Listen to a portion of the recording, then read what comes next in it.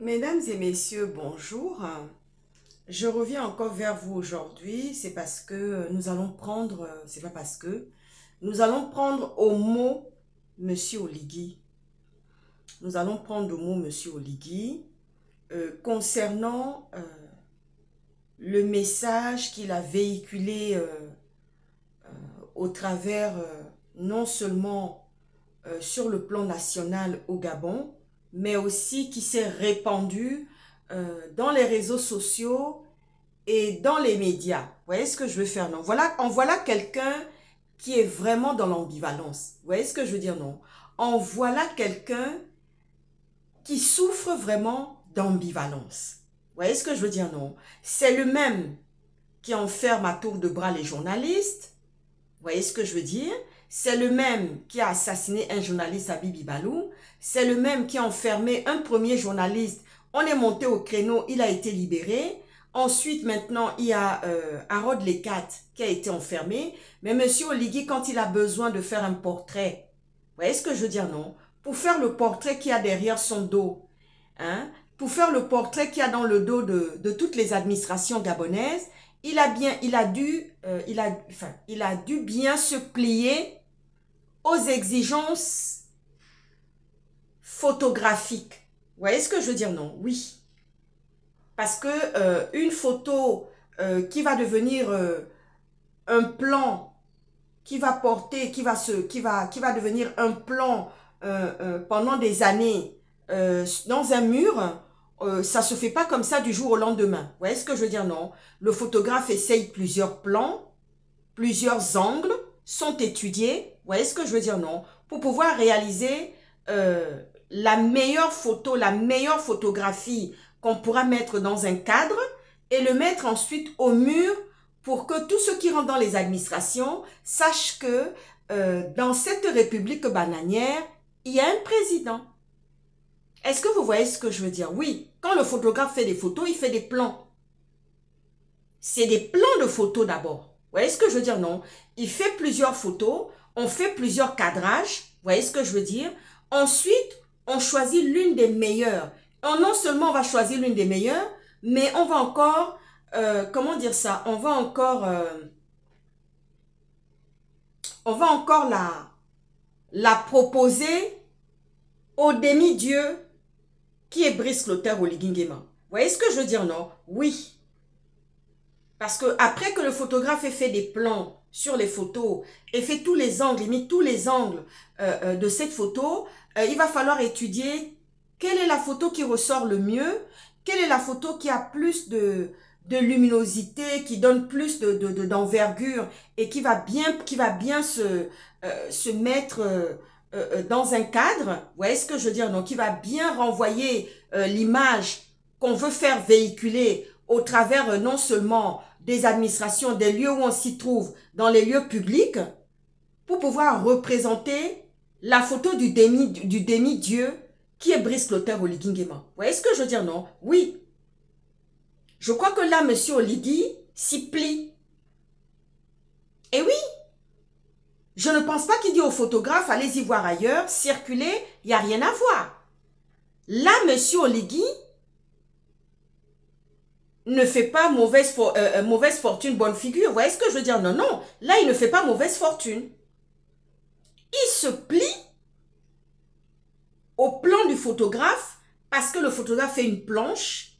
Il va regarder toutes les photos avec une loupe photographique pour regarder quels sont les angles, s'il n'y a pas des imperfections, s'il n'y a pas quelque chose qui a parasité et tout. Vous voyez ce que je veux dire? Non. Oui, je suis bien la fille de mon père. Je suis bien la fille de mon père qui a vécu entre caméra et photographe. Et c'était bien dosé. Vous voyez ce que je veux dire, non? Oui.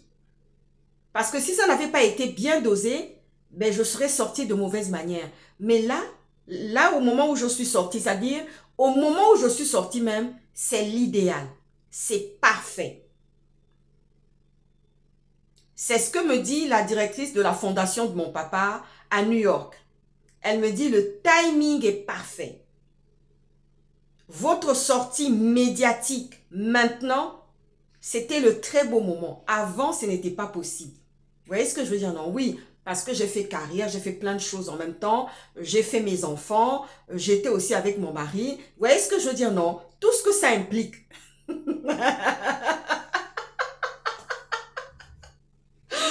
aïe, aïe, j'adore ce moment.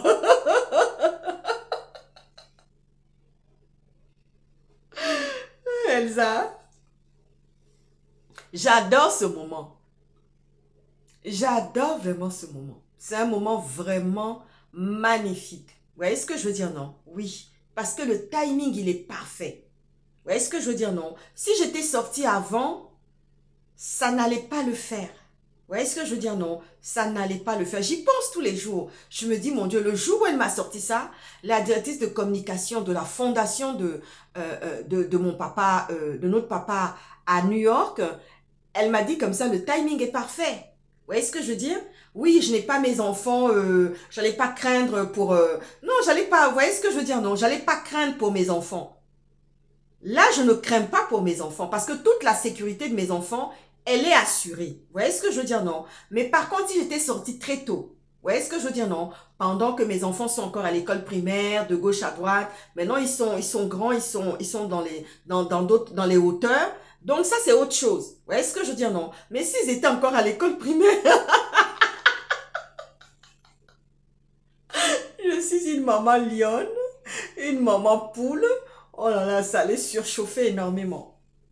Ça allait énormément surchauffer. Et le papa de mes enfants allait sentir ce stress permanent. Oui, il allait sentir ce stress permanent. Parce que j'allais tout le temps chercher un équilibre. Voilà, un équilibre. Et en même temps chercher à protéger mes enfants. Parce que j'apparais dans les réseaux sociaux. Est-ce que vous voyez ce que je veux dire? Oui, ça c'est très important. Donc le timing où je suis sortie là, c'est très bien. Personne ne connaît les visages. Bon, on a vu les visages de mes enfants. J'ai choisi quelques photos, quelques plans de photos que j'ai jetés comme ça. D'ailleurs, sur mon... comment dire ça? Sur mon profil, j'ai mis mes enfants. Mais mes enfants, pendant ce temps, ils ont grandi.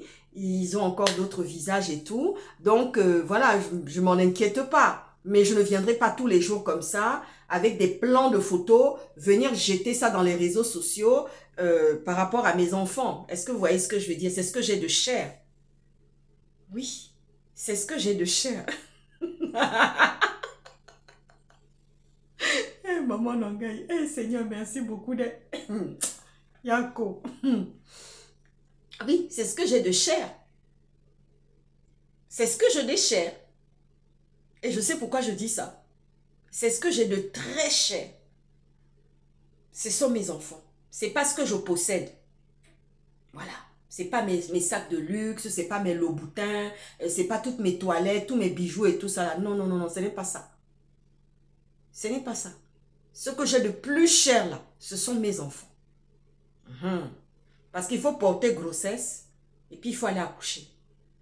Et puis tu peux perdre la vie en mettant au monde. Vous voyez ce que je veux dire? Non? Malgré toute la sécurité médicale qu'on y met, mais tu peux perdre la vie par je ne sais pas, Dieu est bon, mais tu peux perdre la vie. Vous voyez ce que je veux dire? Non? Malgré toute l'assistance médicale qu'on y met, tout ce qu'on y met en route et en place pour que l'accouchement se déroule bien, et ça peut arriver que malheureusement, la maman perde la vie ou le bébé perd la vie. Vous voyez ce que je veux dire? Non?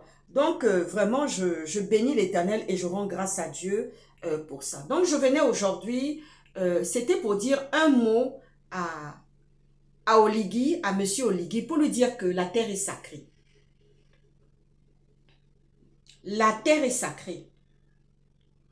Pourquoi je dis que la terre est sacrée? J'ai vu encore une pirogue remplie de migrants venant en direction du Gabon, où il y avait à peu près 200 personnes dans cette pirogue. Vous voyez ce que je veux dire, non? Oui.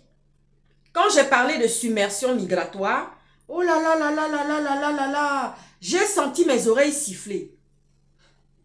Oui, oui, oui, oui, oui, j'ai senti mes oreilles siffler dans cette journée-là. J'ai dit, mais merde, en fait, il n'y a rien qu'on puisse dire à ce type, à ce bonhomme, qui lui plaise. Quand on lui dit que non, il y a les djihadistes dans le coin, il y a des réseaux dormants dans le coin, non, non, non, non, non, non, non, il envoie ça aux orties, non, non, non, non. Et en même temps, il vient nous parler d'impunité. Vous voyez ce que je veux dire, non? Mais ça, j'ai été... que fut ma grande surprise quand j'ai vu que M. Oligui est venu dans les médias et tout, là, il s'y est plié. Pourquoi il n'a pas fait autrement? Pourquoi il n'a pas choisi une autre solution pour envoyer son message sur l'opacité et l'impunité? Pourquoi il n'a pas envoyé ce message-là ailleurs? Pourquoi il n'a pas choisi un autre timing, un autre moment, une autre solution? Pourquoi n'a-t-il pas choisi cela? Pourquoi finalement il se résout à venir faire une photo, à poser pour une photo médiatique avec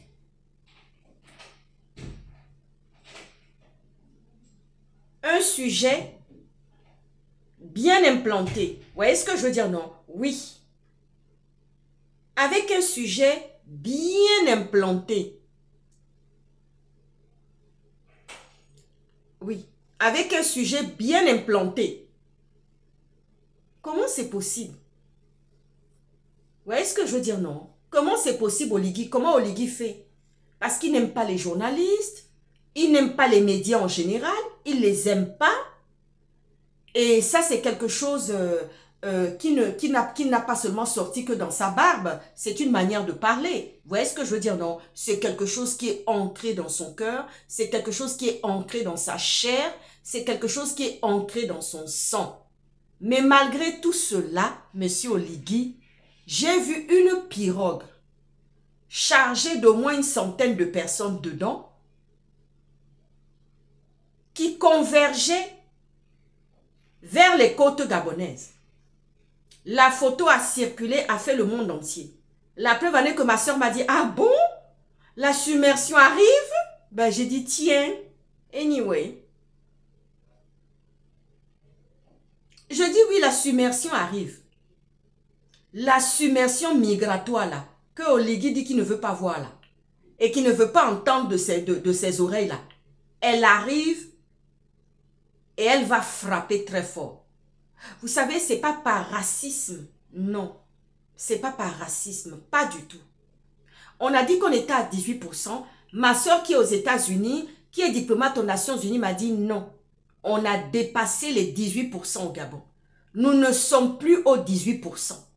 C'est-à-dire qu'on peut faire courir, c'est-à-dire que qu'est-ce que les autorités gabonaises vont faire? Ils vont faire courir le chiffre de 18% d'étrangers dans le pays, alors que nous avons déjà, le thermomètre est déjà cassé. Nous avons cassé déjà le thermomètre. Nous avons dépassé la barre des 18% d'immigration dans notre pays. Vous voyez ce que je veux dire, non? Moi, je ne suis pas, vous voyez, bon, c'est des gens qui fuient la misère. C'est des gens qui cherchent un Eldorado pour réussir. Vous voyez ce que je veux dire, non? Parce que Dieu lui-même dit dans sa parole que ne vous attaquez jamais à des étrangers. Mais quand même, la population gabonaise, elle n'est que de 2 millions. Ah oui, comme moi je dis que la terre est sacrée, Monsieur Oligui, j'en viens. Il y a la question migratoire. Nous avons déjà dépassé les barres la barre de 18 puissants a été déjà dépassée. Nous avons déjà le thermomètre cassé. Vous voyez ce que je veux dire, non? Oui. Le thermomètre s'est déjà cassé parce que les gens fuient la misère, parce que les gens fuient la pauvreté. Moi, j'ai une association, Grain de Talent, c'est ça que je gère. Quand je mets 2 jours à l'association, parce que j'ai 2 jours pleins à l'association, croyez-moi que quand je sors le soir, vous n'allez pas me reconnaître.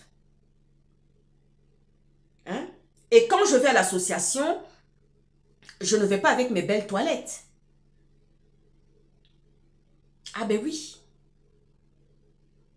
Certes, je vais faire de l'administratif, je vais être dans les bureaux, je vais être à mon téléphone, pendu à mon téléphone pour essayer de trouver telle et telle situation, telle et telle solution pour l'hébergement et ceci et cela.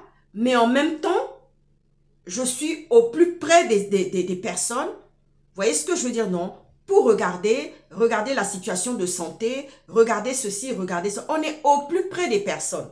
Vous voyez ce que je veux dire, non? Donc, toute l'équipe est en tension. Toute l'équipe est sur le pont, Monsieur Oligui, Moi, je ne suis pas là. Faut pas que les gens pensent que oui. Parce que les gens m'ont traité, quand il y a eu l'affaire des Béninois, les gens m'ont traité de raciste. Et puis, il y avait une cacophonie dans le pays. Et je me souviens que Marie-Hélène, qui est diplomate, qui est ma soeur qui regarde tout ça, elle a énormément déploré la cacophonie qu'il y a eu pendant la période des Béninois. Vous voyez ce que je veux dire, non? C'est quand il y aura submersion. C'est quand la terre qui est sacrée, vous aurez, on vous aura enlevé et pris la terre qui est sacrée. C'est là que vous allez vous dire merde. Oui, je ne vais pas dire mince. C'est là que vous allez vous dire merde. On est en train de vivre quelque chose ici. Vous voyez ce que je veux dire, non? Et quand je dis que la terre est sacrée, voici le problème de Thiam qui est venu nous trouver. Et il n'y a pas que le problème de Thiam. Je vais un peu rigoler. Oh là là là là là là là là là là. J'ai vu un reportage qui a été fait par Eric Otete sur les servitudes de passage.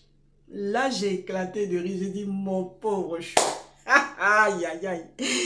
Tu es dans le cambouis jusqu'au cou. Tu as bu la tasse avec tout ça jusqu'au cou. Jusqu'à la lie.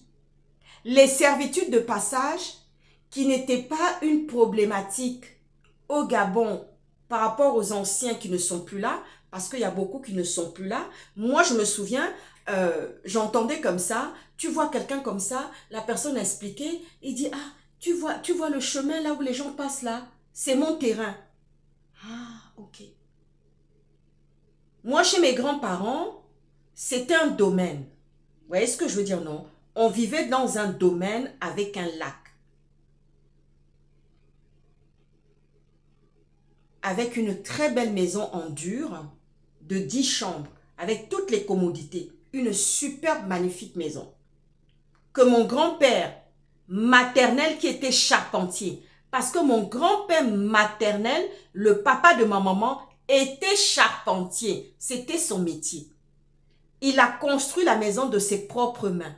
Les meubles, les canapés, les coussins, les chaises, la grande table familiale qu'on avait avec plus d'une vingtaine de chaises à la maison, chez mes grands-parents, il avait tout fabriqué de ses propres mains. Le divan, tout ce qu'on avait. Vous voyez ce que je veux dire, non? Oui. Moi, j'ai connu le divan avec les coussins bien moelleux comme ça chez mes grands-parents. Parce que mon grand-père était charpentier et qui fabriquait tout de ses propres mains. Vous voyez ce que je veux dire, non? Oui. Oui.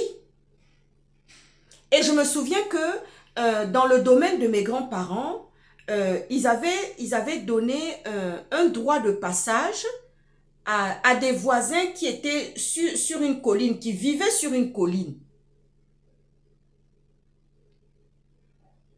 Et quand j'ai commencé à grandir et à faire des études, pas à l'école primaire, quand je suis allée au collège, j'ai commencé à regarder ça. J'ai dit, un jour j'ai posé la question à mes grands-parents, j'ai dit,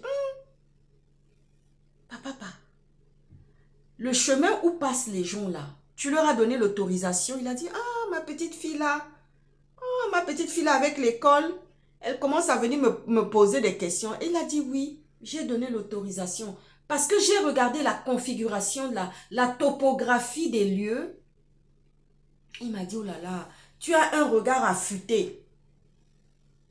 Il m'a dit, ouh, l'enfant là a un regard affûté. Parce que j'ai regardé la topographie des lieux, des voisins.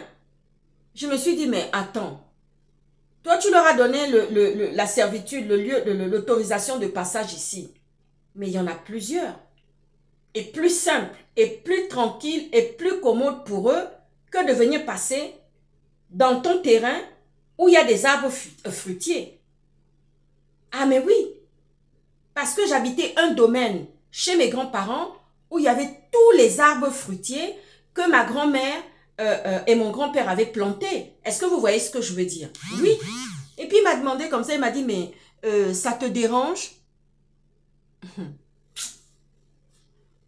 Et il m'a dit comme ça que oui, ça te dérange ma petite fille? Oui, je dis, mais ça pourrait poser un problème un jour. Il m'a dit, ah bon?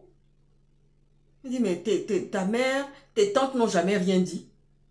Je vois pas là. Eux aussi, ils ont été à l'école. Ils ont fait des grandes études d'université. Et puis, ils sont jamais venus parler. Mais toi qui es là, qui commence là, tu viens maintenant dire qu'il y a problème. J'ai dit, non, grand-père. Un jour, ça va poser problème. Parce que quand je regarde la topographie, ils ont plusieurs.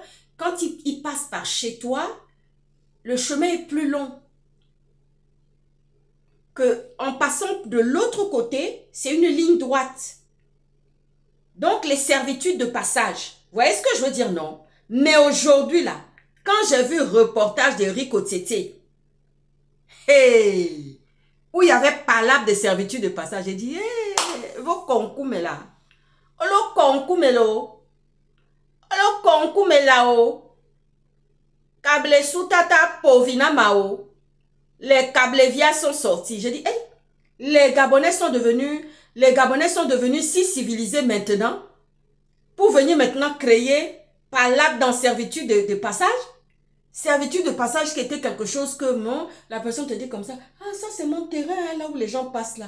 Ah, j'ai dit ok. Et il n'y a jamais eu de problème. Ce sont les anciens. Hein. Quand je dis anciens, grands-parents et mes parents. Vous voyez ce que je veux dire, non? Ça ne posait aucun problème. Mais maintenant, aujourd'hui, on voit Eric Otete et ses collègues activistes aller sur le théâtre des revendications des propriétaires pour une question de servitude de passage. Alors là, j'en ai tellement rigolé.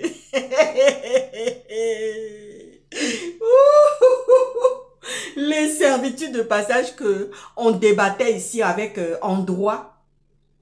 Les servitudes de passage qu'on débattait ici en matière de droit.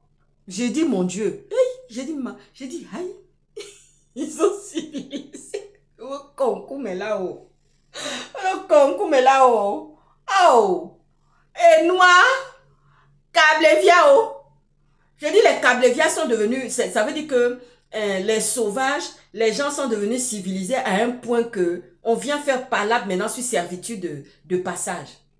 Tu vois les gens, tu vois seulement, on filme seulement les jambes. La personne a dit que pas d'autorisation de filmer mon visage. On voit seulement les mollets de quelqu'un. Et puis, il y a une maman qui a eu l'amabilité d'accepter qu'on la filme dans son entièreté. Et puis, elle a raconté le récit, comment était la servitude de passage. J'ai dit, les Gabonais sont civilisés. C'est-à-dire, il y a une génération de mes grands-parents qui est passée, celle de nos parents. Et puis maintenant, il y a cette génération-là qui est là. Maintenant, et puis il y a problème maintenant de servitude de passage. Vous voyez ce que je veux dire, non? Avec un voisin qui doit faire passer ses matériaux, ça devient un problème.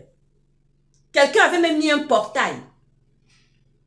Quelqu'un avait même mis un portail dans servitude de passage là. J'ai dit, maman Nangaï. Le concours, mais là-haut. Et dit qu'ils sont devenus civilisés. Oh. Hey, maman Nangaï, ça dit quand tu vas aller là, il faut que tu aies avec ton code sous le cou, sous le... Il y a un anthropologue là, africain, un malien, il m'a dit, il est chez nous, il a dit comme ça, ah oui, quand tu vas y aller la prochaine fois maintenant, tu dois marcher avec ton code sous les aisselles comme ça. Oui, ça dit que le code même, tu le mets dans ton sac. Ah oui, d'ailleurs, il va falloir que je me procure le code gabonais, le code du droit gabonais. Ah oui, oui, oui, je vais avoir ça dans mon sac, hein. Parce que si on entend maintenant que servitude de passage, j'ai vu le reportage d'Otete, mais c'est pertinent. Ça montre combien de fois la mentalité a évolué. Est-ce que vous voyez ce que je veux dire? Oui. Et voilà maintenant submersion migratoire. Et les Gabonais n'aiment pas quand on vient dire ça. Ils disent que non, ce n'est pas du tout ça. Le pays nous appartient. Mais quand il y a eu la hache qui est sortie, quand Thiam a sorti la hache, et puis a dit Allahu Akbar, qu'est-ce que vous avez dit de ça? Et il y a plein d'histoires de terrain comme ça à Libreville. Vous voyez ce que je veux dire, non? Oui, les gens se sont... Mais d'abord, qui est le moteur? Qui donne accès aux étrangers? Ce sont les Gabonais eux-mêmes. On ne va pas se mentir. Ce sont les Gabonais eux-mêmes qui vendent la terre à des étrangers.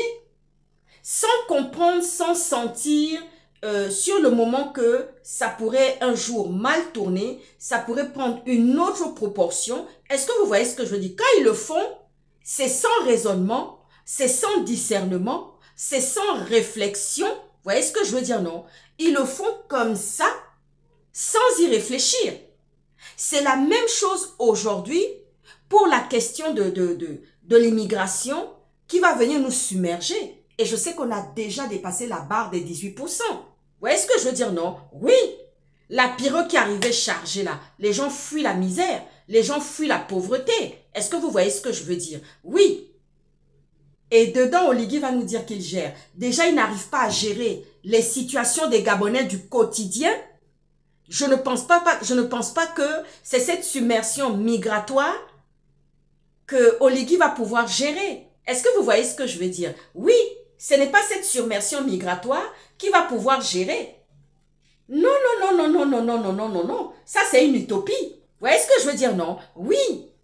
Parce que la question d'Oligui, on en parlera tout le temps. C'est-à-dire qu'on n'a pas fini, de dénoncer, on n'a pas fini de dire tout ce qu'on pense de M. Oligui dans ses conneries, dans ce qu'il sort, dans ce qu'il dit. Et quand il a dit pas d'impunité, c'était aussi en lien par rapport à Sylvia Valentin Bongo qui ne sera pas à son procès le 10 novembre. Donc peut-être que il la fera condamner par contumace. Est-ce que je vois ce que je veux dire? Parce que bon, il est capable de tout. Avec ses soi-disant magistrats en délinquant de col blanc. Parce que quand on entend qu'un président de la cour conversait tranquillement avec ce fameux Tcham djihadiste, alors que Gervais Ango là-bas, on l'a ruiné, on l'a spolié, et personne n'a jamais remboursé les sommes à Gervais Ango, nous en sommes toujours là. Vous voyez ce que je veux dire, non? Et quand j'ai entendu un Gabonais dire comme ça que non, frère africain, non, non, non, non, non, non, non, ne nous mentons pas.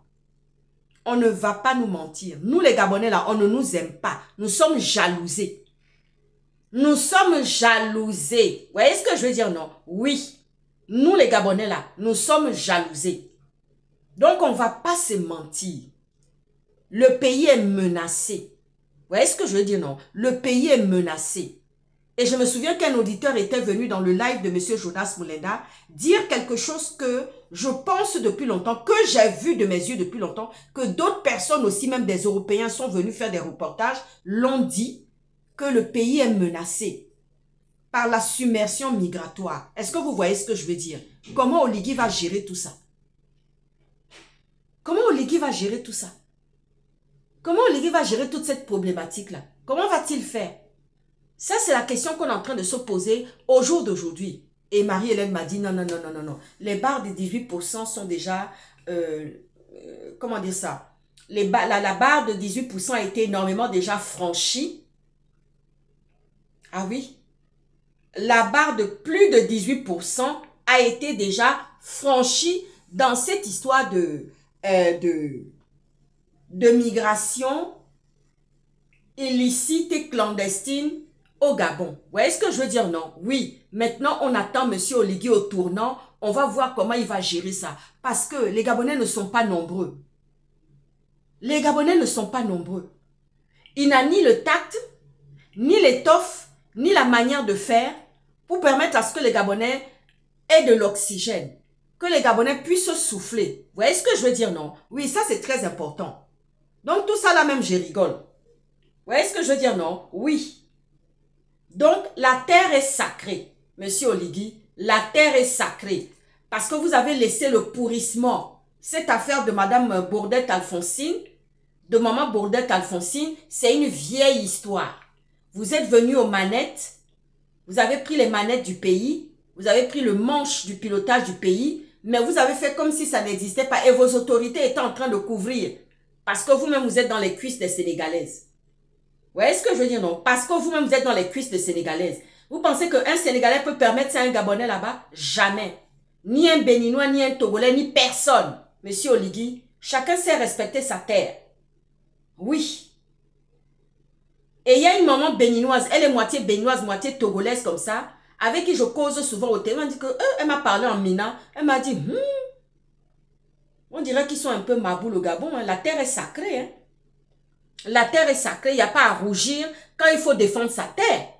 Parce que vous n'êtes pas nombreux. Si vous êtes engloutis et qu'on vous prend la terre, vous allez aller où? Vous allez aller où? C'est ça le problème. Donc, au jour d'aujourd'hui, voilà encore des situations qui sont là. Il y a 2 millions, on n'arrive même pas à régler les petits problèmes du quotidien des Gabonais. Oui, amène-moi le, comment on appelle ça, le transfo là, Elsa, s'il te plaît. Ouais, tu m'amènes le transfo là et je vais mettre ça là. Voilà, mesdames et messieurs, on s'est tout dit cet après-midi.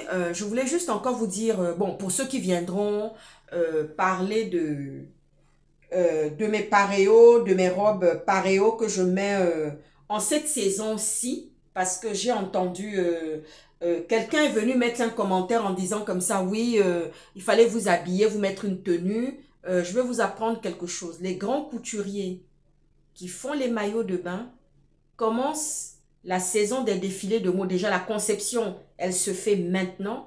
Et les défilés de mode vont commencer au mois de janvier.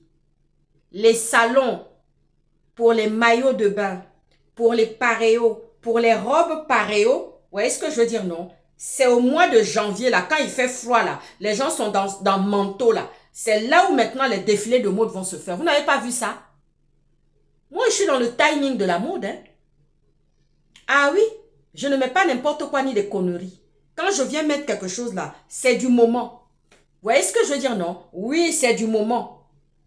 Donc, je ne vois pas comment est-ce que vous allez venir me dire, oui, elle a mis un t-shirt sans manches, elle a mis ci, elle a mis ça. Ça, vous savez même pas vous habiller et vous venez commencer à parler sur les gens. C'est maintenant là, c'est la saison parce que c'est maintenant que c'est en train de se fabriquer et les défilés de mode vont commencer à être lancés au mois de janvier. Vous allez voir si vous allez à des défilés parce que il y a des mbougnafiés et des sauvages qui n'ont jamais été voir un défilé de mode, voir les mannequins défiler sur des podiums. C'est maintenant même. Moi, j'ai fait défilé de mode de maillots de bain. J'en ai fait.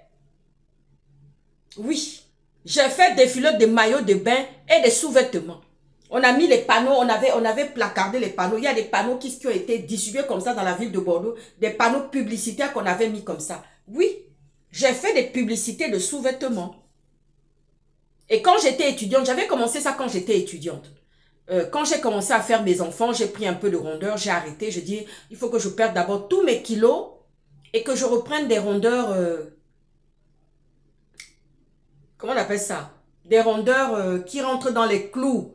Pour pouvoir faire des défilés de sous-vêtements. Vous voyez ce que je veux dire, non? Oui, j'ai attendu de perdre un peu les rondeurs que j'avais pris en plus pendant mes grossesses. Je les ai perdues. Et après, j'ai pu faire les défilés de mode, sous-vêtements et puis maillots de bain. Et ça s'est fait en janvier. Ça se fait en janvier. Voilà. Il n'y a pas de frilosité à avoir quelque part. Est-ce que vous voyez ce que je veux dire? Oui. Attendez, quand vous allez faire l'amour avec vos femmes, vous allez faire ça habillé. Vous ne faites pas ça nu. C'est pour venir critiquer la fille Mauclair pour dire que oui, oh là là, il fallait t'habiller. Tout ça par jalousie et puis méchanceté. Parce que vos femmes et vos copines là, elles ne mettent pas ce genre de choses. Vous voyez ce que je veux dire, non? Oui, elles ne mettent pas ce genre de choses. Parce que moi là, en été là, c'est comme ça je mets une jolie broche dessus. Vous voyez ce que je veux dire, non? Oui, je m'habille comme ça et puis je mets mon joli sac Chanel sur mon épaule comme ça, à sortir avec mon sac et mes chaussures, et puis je suis sortie. Il faut voir les regards au dehors. Et vous venez parler pour dire, oui, la tenue que tu avais, la tenue blanche, avec le foulard que j'avais la dernière fois, à la salle de bain, dans ma salle de bain là, c'est ça que vous êtes venu critiquer. Je vous ai remis ça encore. Donc je vous apprends comment les défilés de mode ça se passe, parce que vous vivez dans les tropiques. Vous voyez ce que je veux dire? Non, vous vivez dans les tropiques. Votre cerveau est stimulé, véhiculé par ce que vous vivez dans les tropiques. Vous voyez ce que je veux dire, non? Mais ici, là, quand c'est saison, c'est la saison de froid, là. Ça en ce moment même, ça n'arrête pas, chose là. Elsa, prends mon deuxième téléphone, pardon, ça n'arrête pas de biper ici. Donc, c'est ce que je tenais à dire. Et voilà, je vous souhaite une très bonne soirée et je vous dis à ciao, ciao. Et pour ceux qui sont venus me demander comme ça, je ne fais pas de placement de produits. Et pour ceux qui sont venus me demander comme ça, si je mettais un auto-bronzant, je ne mets pas d'auto-bronzant, c'est mon teint. C'est tout ce que je veux dire. Oui, je ne mets pas d'auto-bronzant ni quoi que ce soit. C'est mon teint. Ah, ciao, ciao. Ouf. Enfin.